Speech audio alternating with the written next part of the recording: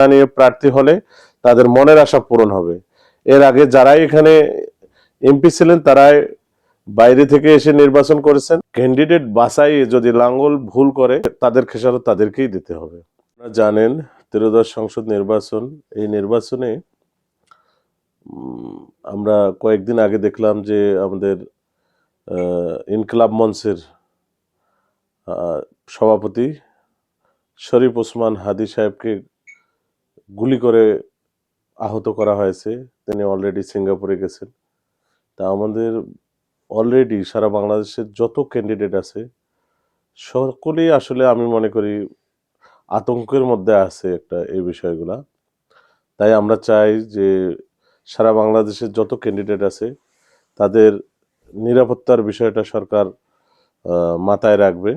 রংপুর 1 আসন ঘিরে আমি প্রথমে আমার পরিচয় দেই। আমি আব্দুল্লাহ আল হাদি, চেয়ারম্যান 5 নং লক্ষ্মীটারি ইউনিয়ন পরিষদ, গঙ্গাচড়া, রংপুর এবং ব্যারিস্টার মঞ্জুম আলীর প্রতিনিধি হিসাবে কথা বলতেছি।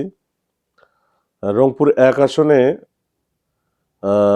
এবারে আপনারা জানেন সকলের চাওয়া স্থানীয় এখানকার ক্যান্ডিডেট যাতে নির্বাচন করে সে লক্ষ্যে সবসময় এলাকার মানুষ সোচ্চার। আপনারা জানেন স্থানীয় নেতৃত্ব এর আগে কখনোই আমাদের এখানে কোনো ক্যান্ডিডেট দেওয়া হয়নি বিধায় এই এলাকার 9টা ইউনিয়ন এবং সিটি কর্পোরেশনের 1 থেকে 9 নম্বর ওয়ার্ড সবাই চাচ্ছে যে স্থানীয় ক্যান্ডিডেট যেন হয়।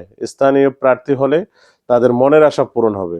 এর আগে যারাই এখানে এমপি ছিলেন তারাই বাইরে থেকে এসে নির্বাচন করেছেন, যার কারণে আপনারা দেখেছেন গত 24-এর যে নির্বাচন হয়েছিল সেই নির্বাচনে লাঙ্গল মার্কা পেয়েছিল 10,000 ভোট এবং একটা উপজেলার ভোট হয়েছিল 24 সালে, সেটা তো দেখেছেন। লাঙ্গল মার্কা পেয়েছে মাত্র 300 ভোট। তা আমি মনে করি ক্যান্ডিডেট বাছাই যদি লাঙ্গল ভুল করে তাহলে তাদের খেসারত তাদেরকেই দিতে হবে। এই জন্য আমি চাচ্ছি যারাই আগামীতে এখানে ভোট করুক যে দলের থেকে ভোট করুক তারা যেন সকল চিন্তা ভাবনা যে আমরা চাই জনগণকে সম্পৃক্ত করে যদি আমরা যত বেশি ক্যান্ডিডেট হবে আমি মনে করি তত ভোট কাস্ট হবে এবং ভোটার সংখ্যাও বাড়বে। কিন্তু আমরা যদি দেখি যে ওই 14, 18, 24-এর মতো নির্বাচন হয় তখন দেখা যাবে যে ভোট কাস্ট হবে কম।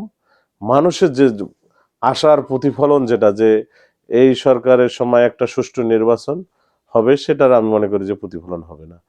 তাই আমাদের সকলের চাওয়া হওয়া উচিত যত বেশি ক্যান্ডিডেট হবে তত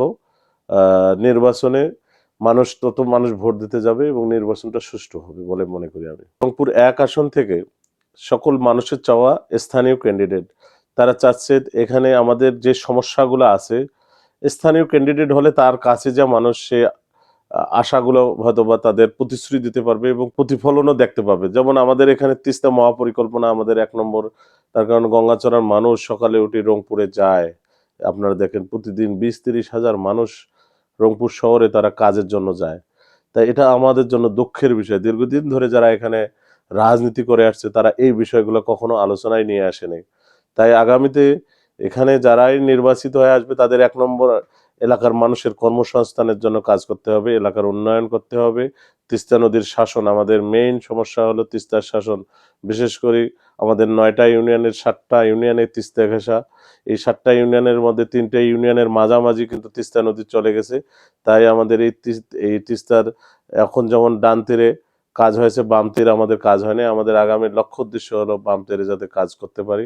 সেই লক্ষ্যে আমি আমাদের মাননীয় জাতীয় পার্টির চেয়ারম্যান মহোদয় এবং আমাদের মহাসচিব মহোদয়ের কাছে আমার একটাই চাওয়া, সেটা হলো আগামীতে নমিনেশন দেওয়ার ব্যাপারে যেন এলাকার যেটা চাওয়া পাওয়াকে প্রাধান্য দেওয়া হয় এবং এলাকার মানুষ কাকে ক্যান্ডিডেট হিসেবে চাচ্ছে সেটাকে যেন তাদের মূল্যায়ন করা হয়। এটাই আমি মাননীয় চেয়ারম্যান এবং জাতীয় পার্টির চেয়ারম্যান এবং মহাসচিব মহোদয়ের কাছে দাবি রাখতেছি।